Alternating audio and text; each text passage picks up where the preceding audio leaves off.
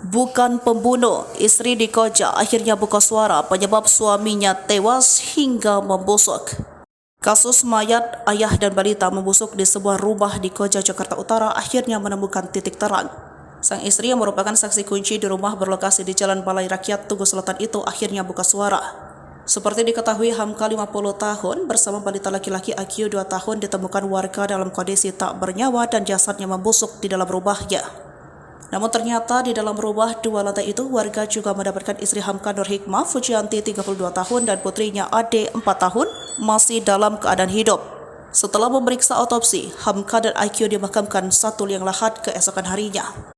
Sementara itu, Nur Hikmah dan putrinya mendapat perawatan medis sekaligus psikis di Rumah Sakit Polri Kramat Jati. Setelah tepat 3 minggu perawatan, Nur Hikmah sudah mulai pulih.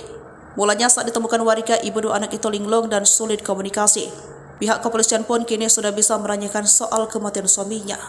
Waktu tepatnya Hamka menghembuskan napas terakhir pun diungkapkan Nur Hikmah. Awalnya polisi menyatakan berdasarkan hasil penyelidikan bahwa Hamka tewas 10 hari sebelum ditemukan sekitar 18 Oktober 2023. Namun keterangan Nur Hikmah berkata lain. Ia bersaksi suaminya meninggal dunia pada Jumat 20 Oktober 2023 atau 8 hari sebelum ditemukan warga. Saat itu Hamka akan berangkat ke Masjid Nurul Islam dekat rumah untuk menunaikan salat Jumat. Namun Hamka tiba-tiba terjatuh di dekat kamar mandinya setelah mengambil air wudhu dan langsung tak sadarkan diri hingga akhirnya meninggal dunia.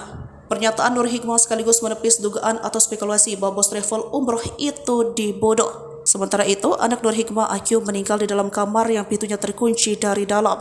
Diduga kuat AQ meninggal karena kelaparan, di saat Nur Hikmah juga lemas mengalami sakit selama berhari-hari. Nur Hikmah sempat berkeinginan melapor kematian suaminya dan anaknya ke tetangga. Namun dirinya pada saat itu trauma berat dan fisiknya sangat lemah untuk keluar rumah. Trauma dan fisik yang lemah itu membuat Nur Hikmah akhirnya hanya diam di dalam rumah. Hidup selama 8 hari bersama mayat suami dan anaknya yang membusuk.